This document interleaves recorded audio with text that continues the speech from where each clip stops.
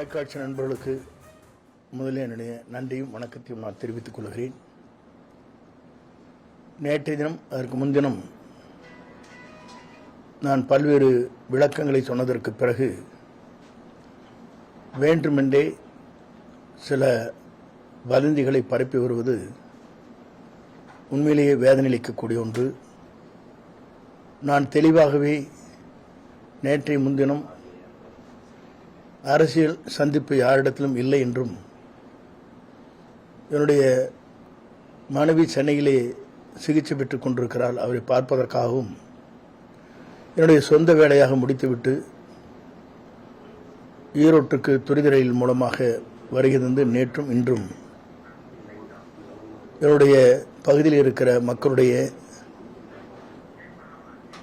அவருடைய குடும்பத்தில் ஏற்பட்டிருக்கிற அந்த துக்க நிகழ்விலே கலந்து கொண்டிருக்கிறேன். இது தொடர்ந்து இதுபோன்ற வதந்திகளை சில பேர் பரப்பி வருகிறார்கள். இது உண்மையிலேயே வேதனையளிக்கக்கூடிய ஒன்று என்பதை நான் இந்த நேரத்திலே தெரிவித்துக் கொள்கிறேன். என்னுடைய நோக்கம்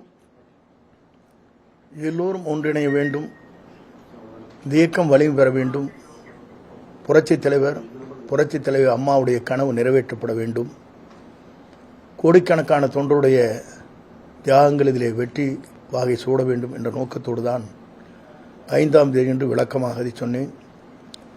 அதற்கு பிறகு எந்த கருத்தையும் நான் வெளிப்படையாக யாரிடத்திலும் கலந்தோ அல்லது அதிமுகவினுடைய முன்னாள் அமைச்சர் செங்கோட்டையன் அவர்கள் கடந்த சில தினங்களில் டிடிவி அவர்களை சந்தித்ததாக செய்தி வெளியானது. அதை அவர் முன்னமே மறுத்திருந்தார்.